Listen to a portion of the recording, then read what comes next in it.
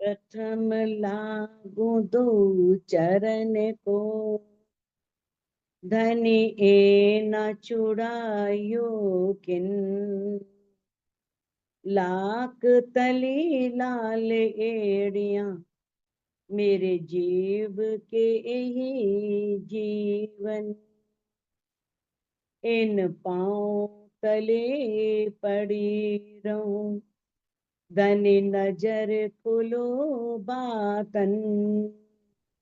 पलना वालू निरखु नेत्र, मेरे जीव के यही जीवन।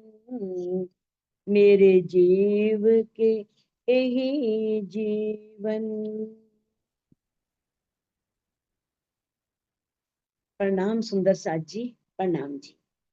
सुंदर साथ जी, हम श्रृंगार ग्रंथ के 13 प्रकरण कर चुके थे और 14वां प्रकरण हम कर रहे थे, जिसकी 15 नंबर चौपाई तक हो चुका था और आज हम 16 नंबर चौपाई से प्रारंभ करने जा रहे हैं। छब फब इन नैनों की, सो रू देखे खोल नैन। ये जो प्रकरण है 14वां, इसमें दामदनी अक्षरातीत के नेत्रों के सौंदर्य के बारे में बताया गया है कि धामधनी के नेत्र कितने सुंदर हैं। तो मामती जी कह रही हैं, छब फब इन नैनों की। छब कहते हैं छवि, यानी कि सौंदर्य। फब कहते हैं उस सौंदर्य की शोभा को, कि वो सौंदर्य उस पर कितना फब रहा है, कितना सुंदर लग रहा है। तो छब फब इन नैनों की, इन नैनों की यानी कि मामती जी कह रहे हैं कि जो मेरे माशूक हैं दामदनी अक्षरातीत, उनके सौंदर्य, जो नेत्रों का सौंदर्य है, उसकी शोभा ऐसी है कि जो रूह देखे खोल नैन। यदि रूह अपने अंतर चक्षुओं को खोल करके देखे, तो अगर वो चितवनी की में बैठ करके अपने अंतर चक्षुओं से धामधनी अक्षरातीत के नेत्रों को देखती है, तो आठों पहर न निकसे। यदि वो सौंदर्य दिख रहा है तो वो सौंदर्य इतना सुंदर है कि वो उस रूह को ऐसे बांध लेता है कि वो आठों पैर उस सौंदर्य से निकल नहीं सकते। आठों पैर यानी कि रात दिन, यानी कि रात दिन वो छवि उसके मस्तिष्क में, उसके हृदय में ऐसे छाई रहती है कि वो उस सौंदर्य में ही खोई रहती है। पावे आशिक अंग सुख चैन। जो आशिक रूह है, जो धनी से प्रेम करने वाली रूह, धनी पर अपने आप को समर्पित करने वाली रूह, तो आशिक रूह को माशूक के इन सुंदर नेत्रों को देखकर ही उसके दिल में सुख मिलता है, चैन मिलता है, आनंद मिलता है, उसे बहुत शांति प्रतीत होती है। तो उसे सुख चैन, उन अंगों, उसके आत्म को, उसके हृदय को, उन सौंदर्य को देखकर ही सुख की प्राप्ति होती है और उस सुख से उसे चैन मिलता है, आनंद मिलता है। प्रेम पुंज गंज गंभीर। अब मावती जी कह रहे हैं कि जो मेरे प्रीतम है, मेरे धामधनी है, उनके नेत्र जो हैं वो प्रेम के पुंज हैं। पुंज का मतलब भी भंडार होता है, गंज का मतलब भी वही होता है जो पूरा भरा हो, गजान गंज, मैं कि ऊपर तक लबालब। तो कहते हैं जो धनी के नेत्र हैं वो प्रेम के भंडार हैं, गंज गंभीर, क्योंकि उसमें गंभीर, बहुत ही गहरा गंज, प्रेम, गजान गंज, यानी कि इसे कहते हैं फुल, पूरा भरा हुआ है। नेत्र सदा सुखदायी, और वो जो नेत्र हैं धामधनी के, वो आत्मा के नेत्रों को हमेशा सुख देने वाले हैं, हमेशा अखंड सुख। वो सुख ऐसा नहीं कि मिला और छिन गया, वो अखंड सुख प्रदान करने वाले हैं, अखंड आनंद देने वाले हैं।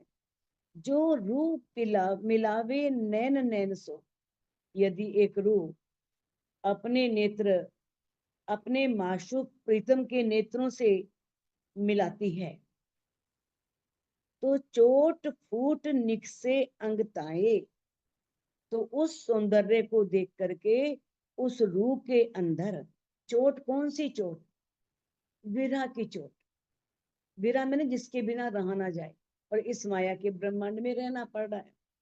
माँ तो रूहें राज्य के बिना एक पल नहीं रहती, तो उसके अंदर से विरह की चोट जो है वो फूट फूट कर निकलने लगती है। उसका मन करता है कि मैं बहुत फूट फूट कर लूं। इस तरह से उसे इतना दुख पहुंचता है। तो कहते हैं कि जब धनी के नेत्र हैं वो तो प्रेम के सागर हैं, अनंत प्रेम भरा है। जब रूह उनके नेत्रों को देखती है तो उसकी इच्छा होती है हृदय की कि मैं लगातार इन नेत्रों को देखती ही रहूं, ये नेत्र मुझसे दूर ना हो।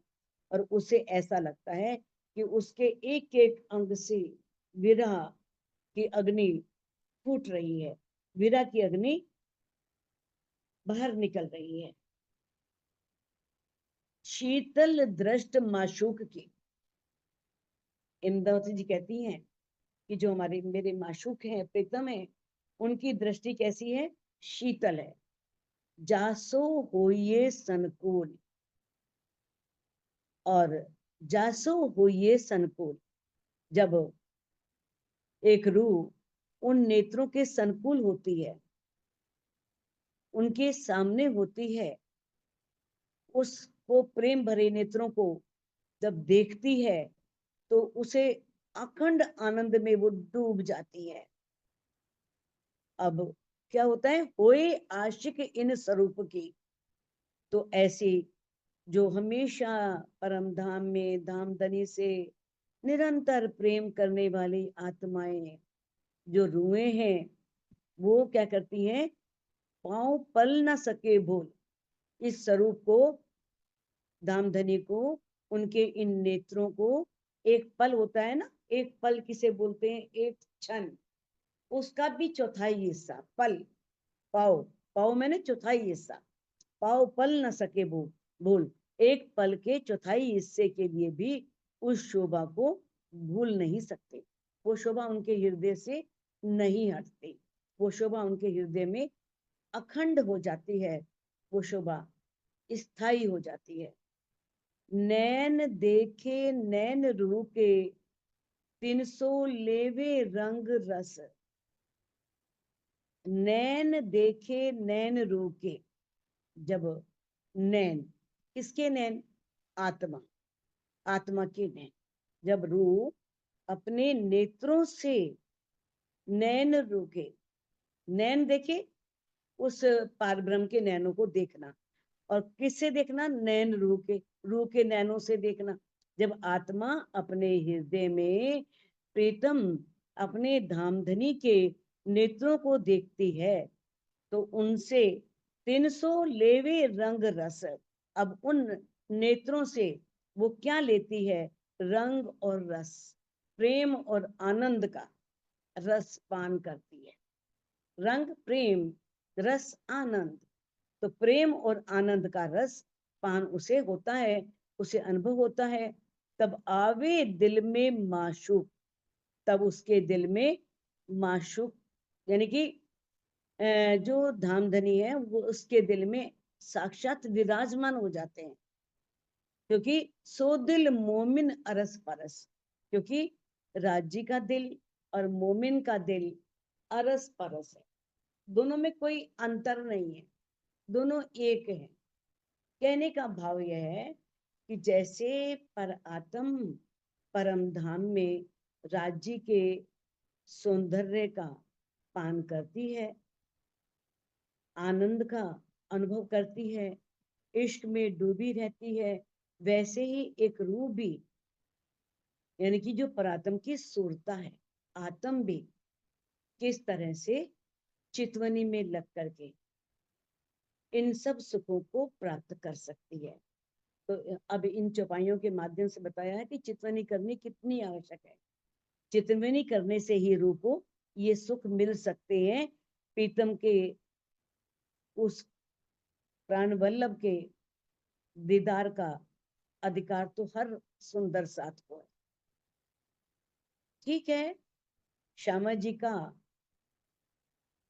या सखियों का ना हो, देखो सुंदर साथ तो सभी हैं, जिन्होंने भी सुंदर बाई के द्वारा लाए हुए तारतम को ग्रहण किया है, वो सुंदर साथ है।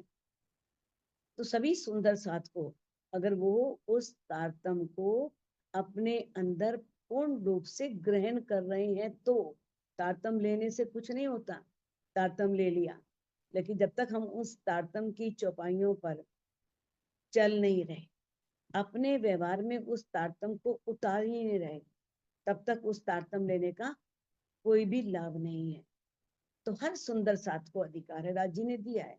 जो भी सुंदर साथ धनी के प्रेम में शोभा में डूबता है, तो धनी के सौंदर्य में डूब करके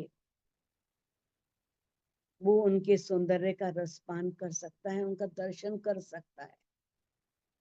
कहते हैं कि लेकिन ये कब है, जब वो रूह इस तरह से, अब इसमें बताया कि ऐसा कुछ नहीं है, हर कोई कर सकता है, चाहे कोई किसी भी वर्ग का हो, किसी प्रांत का हो, या किसी भी स्थान का हो। ऐसी कोई रेखा नहीं खींची जा सकती भाई उसी वर्ग के लोग को मिल सकता है दर्शन, या उस स्थान के लोगों को जो उस स्थान को मानते हैं, या जिन्होंने उनका तारतम लिया है वो ही दर्शन कर सकते हैं, ऐसा कुछ नहीं। जो मूल मिलावे में विराजमान युगल स्वरूप पर पूर्ण रूप से समर्पित होता है और उनके सौंदर्य को अपने हृदय में बसाता है, तो वो धाम धनी को देखने का अधिकार उन सबको है। रू देखे हक नैन को, नैन में गुण अनेक। एक रू जो है वो धाम धनी के नेत्रों को देखती है, नेत्र में गुण अनेक। अब जो धाम धनी के नेत्र हैं, उनके अंदर गुण अनेक हैं, अनंत गुण है, असीम गुण है, कोई सीमा ही नहीं उसकी। सो गुण गिनती में न आवे, कहने को नैन एक। अब यहाँ पर देखो, नैन तो दो होते हैं, नैन एक कैसे कह दिए भाई, है ना। तो यहाँ युगल, युगल को एक एक अंग मान लिया, नेत्र अंग। जैसे कान है, कान श्रवण अंग है, कान भी युगल है, दो हैं, लेकिन अंग तो एक ही है ना कान। ऐसे नासिका, नासिका तो एक ही है तो अंग एक ही। तो ऐसे नेत्र को एक अंग मान लिया गया है कि धामधनी का एक अंग, कहने को एक अंग है नेत्र, तो लेकिन है तो युगल, लेकिन वो एक नेत्र है। लेकिन उसके गुण कोई भी रूप, चाहे सारी उम्र लगी रहे, उसकी सारी उम्र बीत जाए, वो कभी भी उन गुणों को गिन नहीं सकती।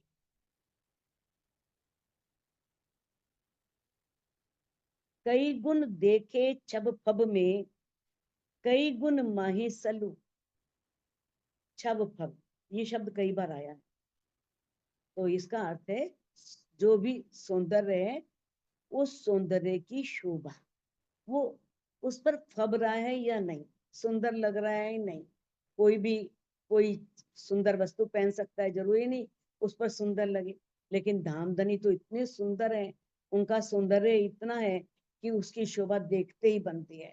वो जो धारण करते हैं उनके अंगों पर बहुत सूट करता है।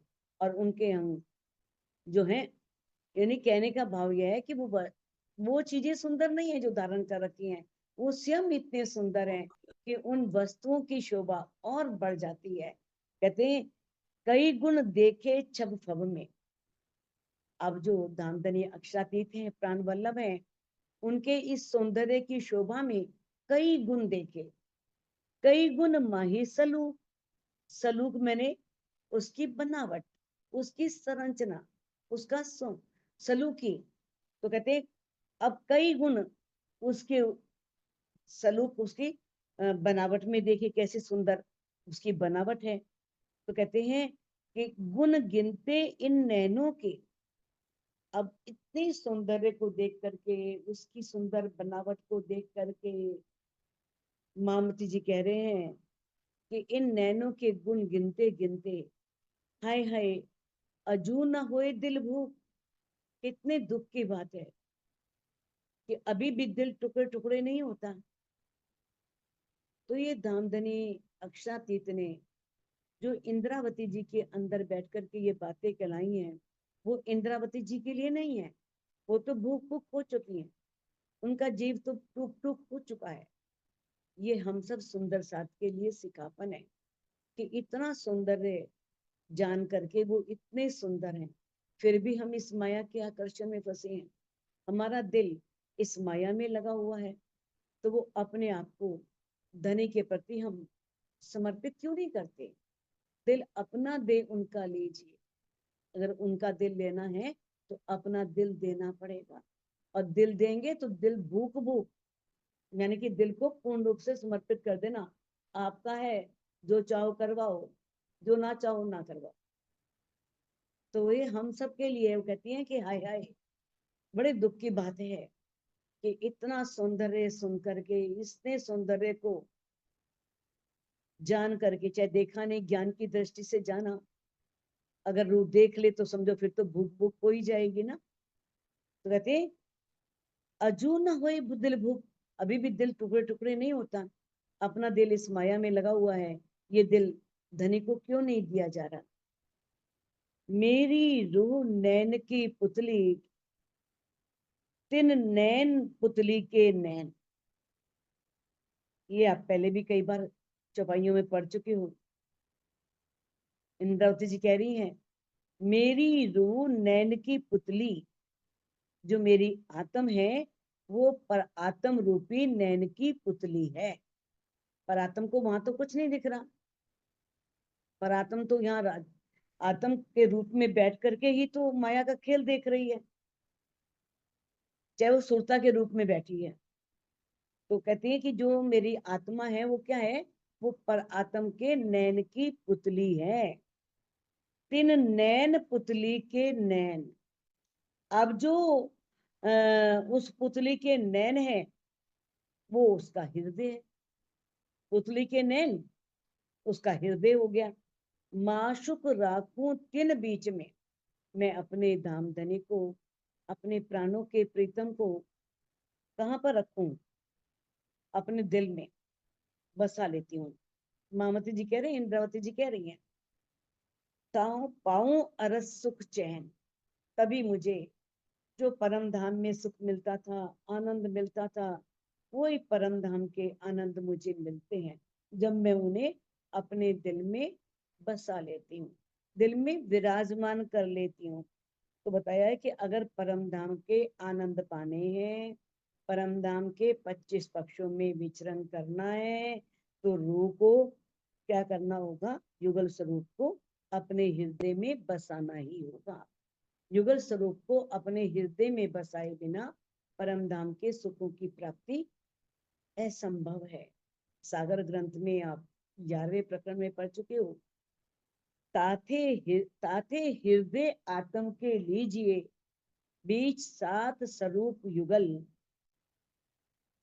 कहते हैं कि हमें अपने हृदय में क्या करना है? जो मूल मिलावे में धामधनी अक्षरातीत बैठे हैं, सुंदर साथ बैठे हैं, उन सबको देखना है।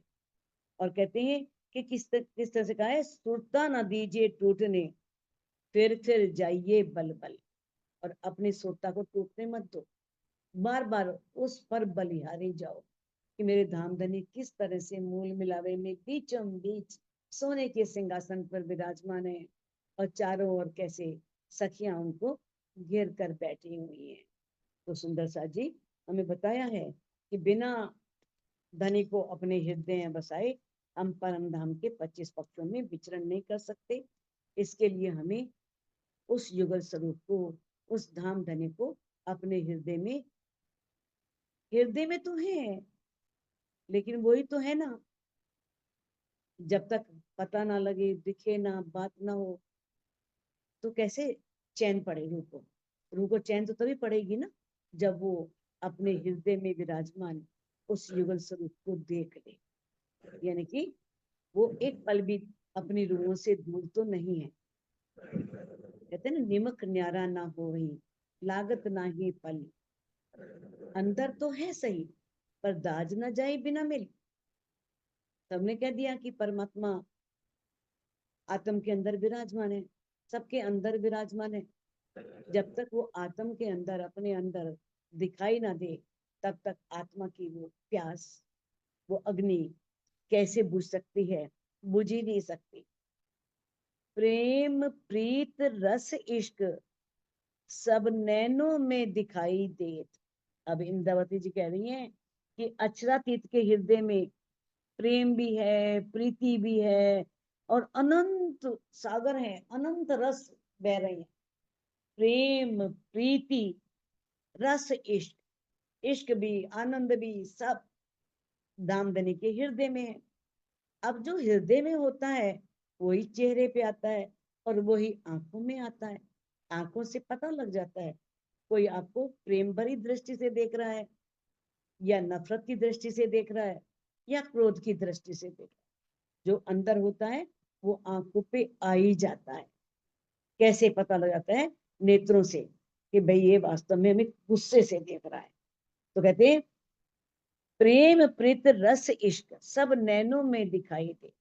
वो धामधनी के नेत्रों में सब दिखता है कि उसमें कितने उनके हृदय में प्रेम के सागर हैं, आनंद के सागर हैं। वो उनकी आंखों से प्रकट होता है। ए रस जाने रूहें अर्ज की, जो भर भर प्याले लेत।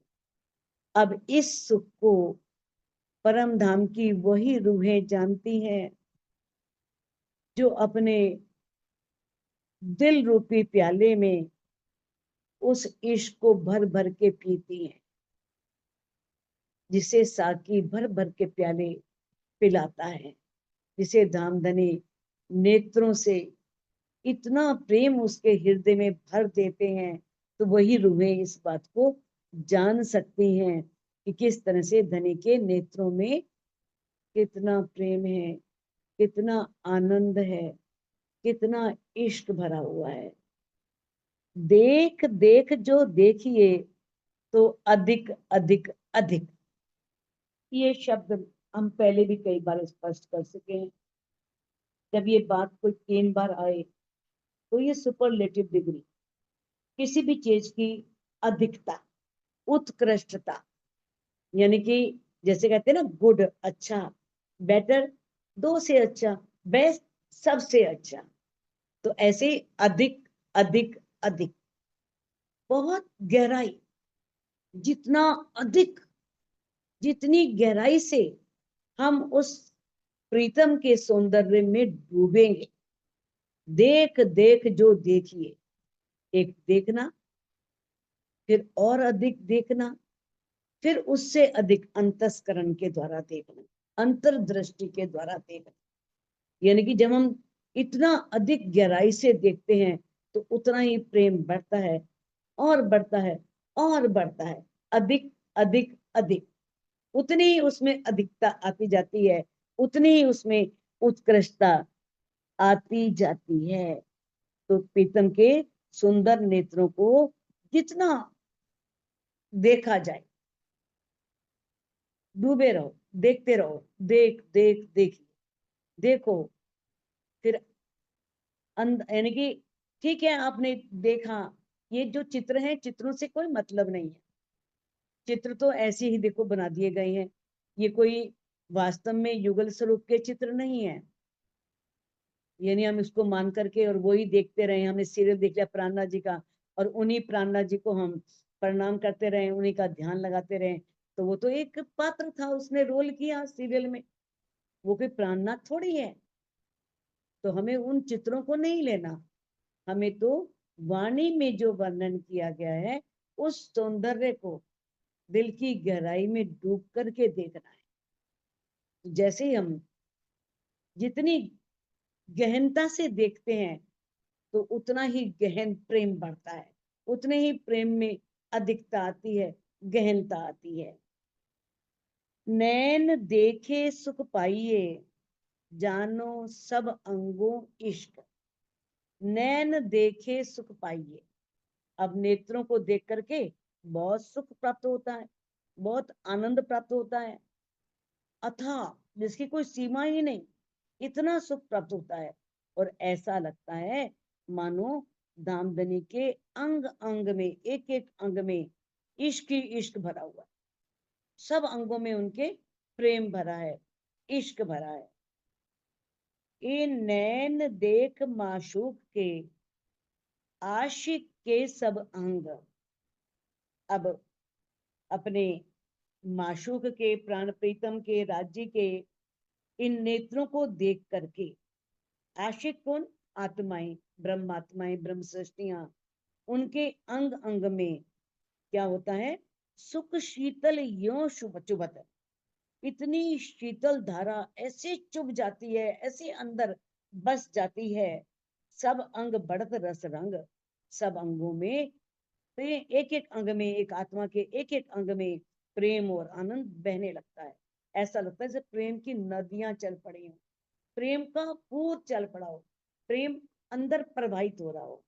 तो इस तरह से शीतलता, जो शीतलता होती है ना, उससे अखंड शांति मिलती है। जहाँ दाहकता होती है उससे तो गर्मी मिलती है, उष्णता मिलती है, और दाहकता मिलती है, और व्याकुलता मिलती है, बेचैनी मिलती है।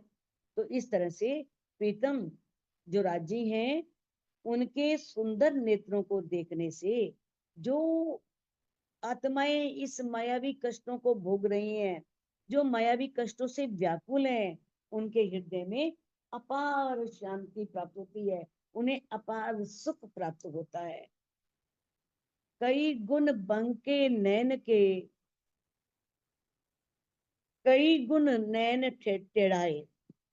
कई गुण बंके नैन के, जो ये तिरछे नेत्र हैं, बंके नेत्र, नेत्रों का बड़ा बड़ा होना।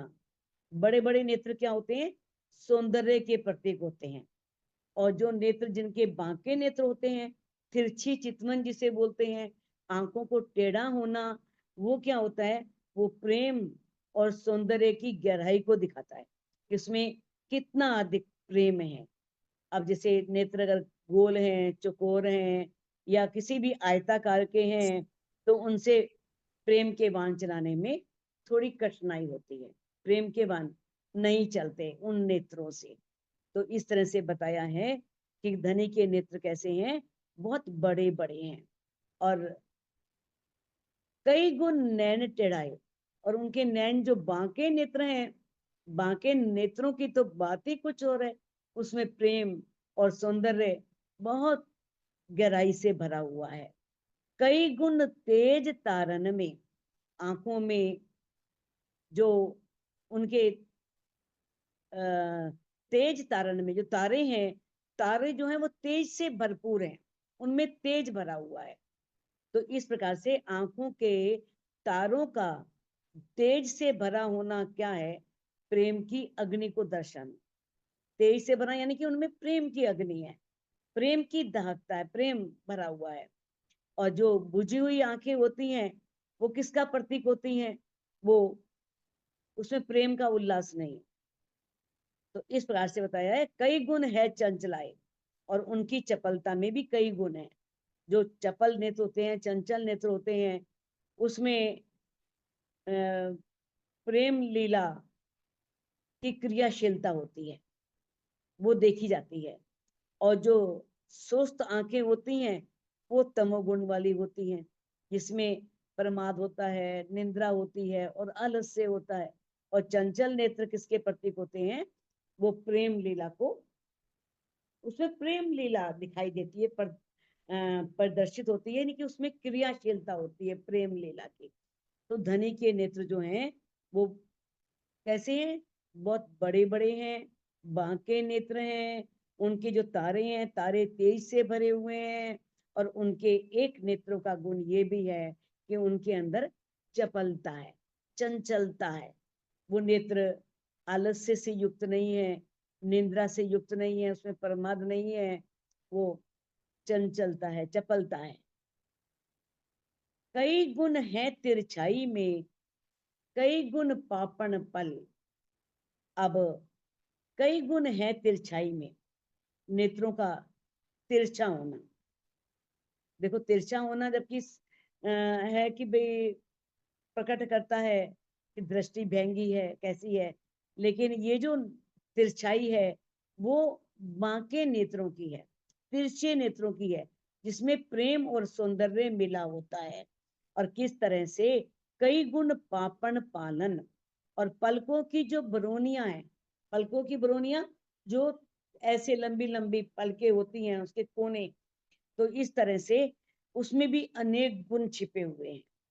कई गुण शीतल कई मेर में, कई तीखे गुण नेचल। अब कहते हैं इस तरह से आंखों में शीतलता है, तो वहां उस शीतलता में भी कई गुण भरे हुए हैं। धनी के नेत्र मेर से भरे हुए हैं, ये भी उनका एक नेत्रों का गुण है कि उनमें मेहर भरी होती है। कई तीखे गुण नेचल, ऐसी उनकी तीक्ष्ण आंखों में क्या है, परम धाम के अनेक गुण छिपे हुए हैं। ऐसी आंखें हैं, उसमें मेहर भी है, शीतलता भी है, सौंदर्य भी है, पाकापन भी है। तो इनके द्वारा प्रेम का बाण चलाने में तेजी और शक्ति आती है। प्रेम और सौंदर्य ने, यानी कि प्रेम और सौंदर्य में ऐसी आंखें होने से और चार चांद लग जाते हैं, सुंदरता और बढ़ जाती है। और शीतल दृष्टि क्या है, हृदय जब प्रेम और आनंद की लीला से भर जाए, तृप्त हो जाए, और मेर भरी आंखों में परम धाम के सभी सुख विद्यमान होते हैं। जब मेर भरी आंखें, परम धाम के मानो सारे सुख उनमें विद्यमान है, उनके नेत्रों में मेहर भरी है। वो धनी पर मेहर, रूहों पर मेहर करना चाहते हैं, रूहों को परम धाम दिखाना चाहते हैं, परम धाम में घुमाना चाहते हैं। तो ऐसे धनी के नेत्र हैं। कई गुण शोभा सुंदर, कई गुण प्रेम इश्क। अब राज्य के नेत्रों की शोभा और सुंदरता में अनेक गुण है, अनेक गुण उसके अंदर छिपे हुए हैं। क्योंकि हृदय में जितने भी भाव होते हैं ना, उन सारों सबको प्रकट करने का माध्यम नेत्र ही होते हैं। उन सब का प्रकटीकरण नेत्रों से ही होता है। यानी कि राज्य के नख से शिख तक अंग में जो भी शोभा है, सौंदर्य है, उसकी झलक नेत्रों में देखी जा सकती है। यानी कि नख से शिख तक का सौंदर्य आंखों में झलकता है। कई गुण प्रेम इश्क, उनके प्रेम में, इश्क में भी कई गुण छिपे हैं। शोभा में, सुंदरता में, प्रेम में, इश्क में कई गुण छिपे हैं। कहने का भाव क्या है, कहने का भाव यह है कि नेत्रों के द्वारा ही सब कुछ जाना जा सकता है कि उनके हृदय में क्या है। उनके सौंदर्य को, उनके प्रेम को, उनके इश्क का, सबका प्रकटीकरण उन नेत्रों से होता है। कई गुण नैन रंगे। अब आंखें जो रंग है उसमें भी कई गुण हैं। जो आंखों का रंग है उसमें भी कई गुण हैं। कई गुण नैन रस, और नैनों रस में भी बहुत से गुण विद्यमान है, यानी कि आनंद। तो कहते हैं किस प्रकार से हृदय में लहराने वाले प्रेम का सागर जो है ना, वो नेत्रों से ही प्रकट होता है। और किस तरह से काली काली भुएं, काली काली पुतलियां, सब प्रेम के बहुत गहन स्वरूप को दर्शाती हैं। ये काली काली लंबी लंबी भुएं होना, काली काली पुतलियां, ये सब क्या है, ये प्रेम के, यानी कि बहुत गहरे रूप को प्रदर्शित कर रही हैं। और भुएं जो हैं वो प्रेम के बाण चलाने में धनुष का काम करती हैं। तो इस तरह से उनमें कई गुण छिपे हुए हैं, कई सौंदर्य छिपे हुए हैं, कई भाव छिपे हुए हैं। और उनका जो सफेद रंग है, वो अंदर जो श्वेता है आंखों में, कई रंग बताया ना, कई वर्ण आंख के, तो जो श्वेत रंग है वो शीतलता को, शांति को प्रकट करता है। आंखों में जो लालिमा है वो प्रेम के विलास को प्रकट कर रही है, प्रेम के विलास को दिखा रही है। तो नेत्रों का रसीला होना क्या मतलब क्या है? रसीला होना का मतलब यह है कि जो उनके अंदर प्रेम है वो कैसा है? वो जमा हुआ, जैसे बर्फ होती है, बर्फ जमी हुई है, और जब वो बर्फ पिघलती है तो वो हकीकत बन जाती है। तो उनके दिल में जो घनीभूत प्रेम है ना, वो उस प्रेम का द्रवीभूत प्रकटीकरण होने का संकेत करता है। ऐसे आनंद निकलता है, मानो वो अंदर तो वो बर्फ के रूप में, महत्व स्वरूप में है, अब हकीकत रूप में बाहर निकल रहा है। तो इस तरह से उनके नेत्रों में कई रंग का मतलब ये है।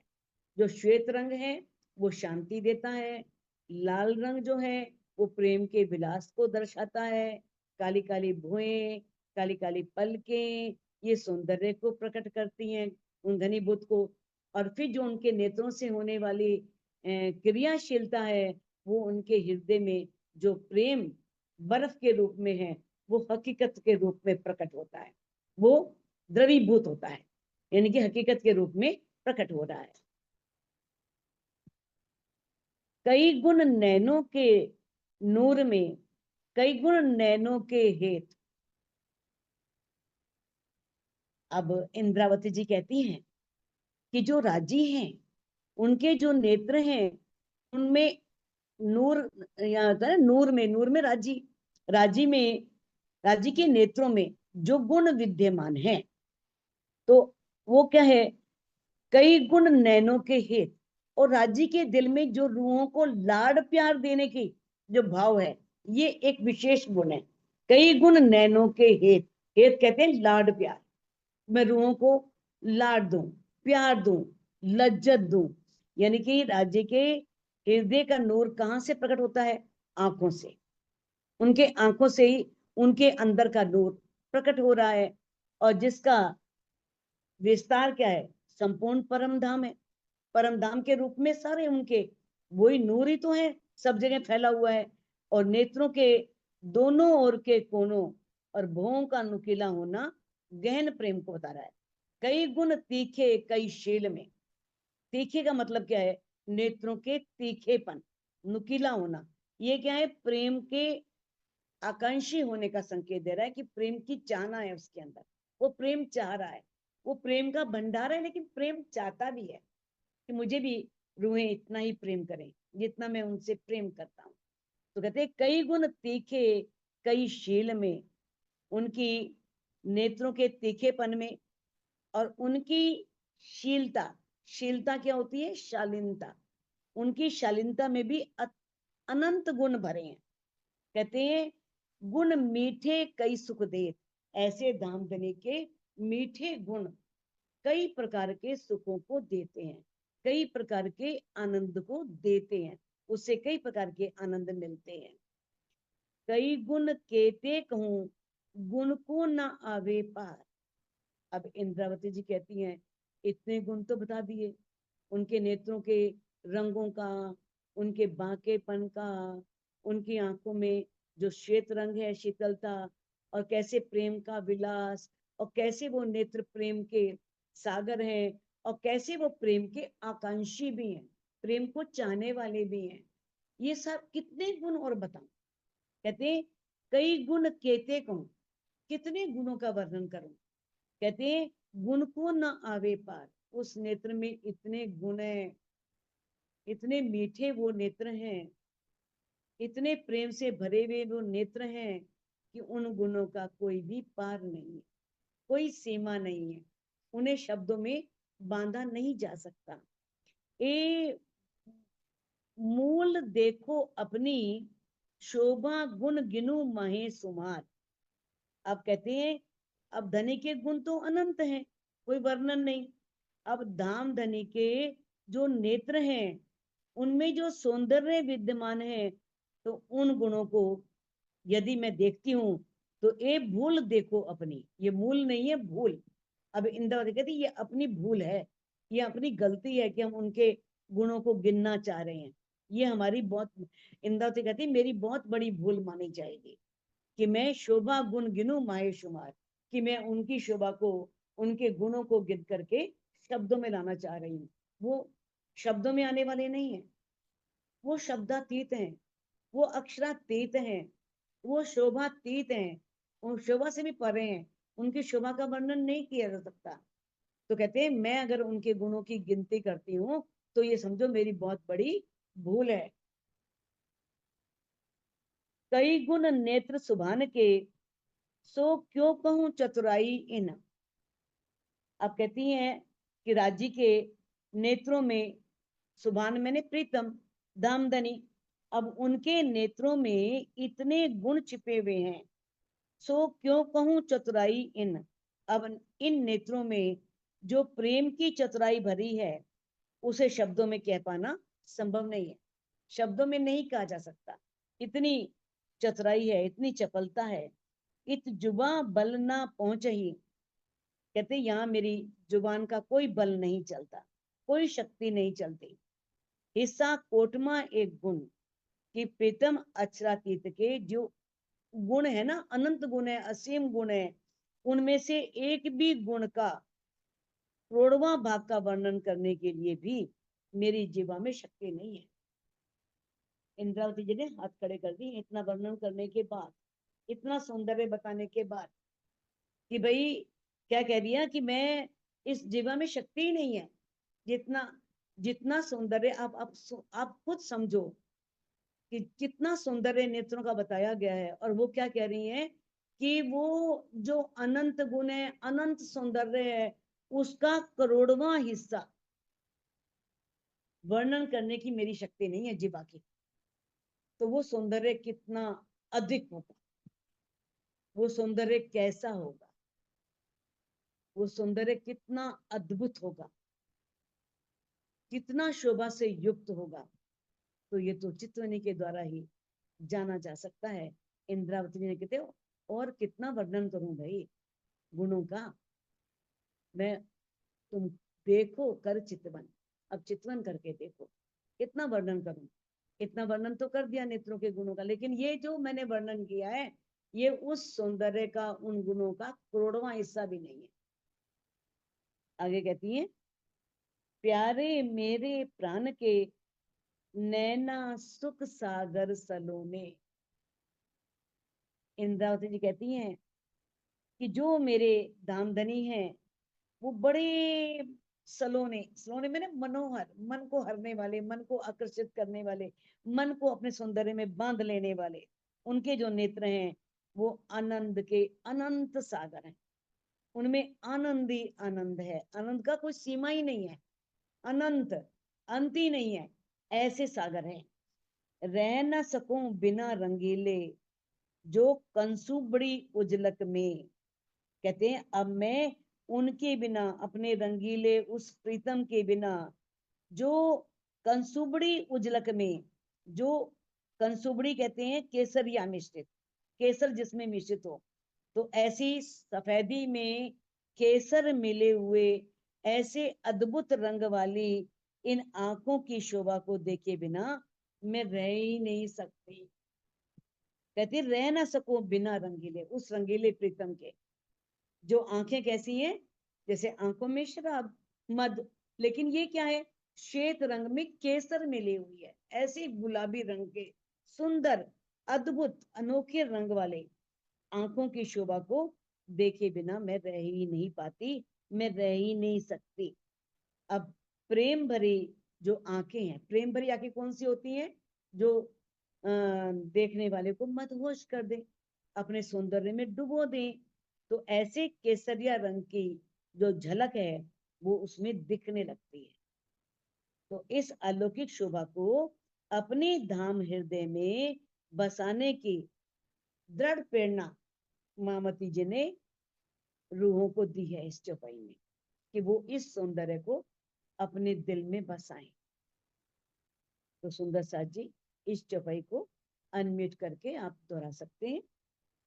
प्यारे मेरे प्राण के, प्यारे अरे मेरे प्राण के, नैना सुख सागर सलोने, नैना नैना सुख सागर सलोने, रह न सकूं बिना रंगीले, रह न न सकूं बिना रंगीले, जो कंसुबड़ी उजलक में, जो कंसुबड़ी उजलक में।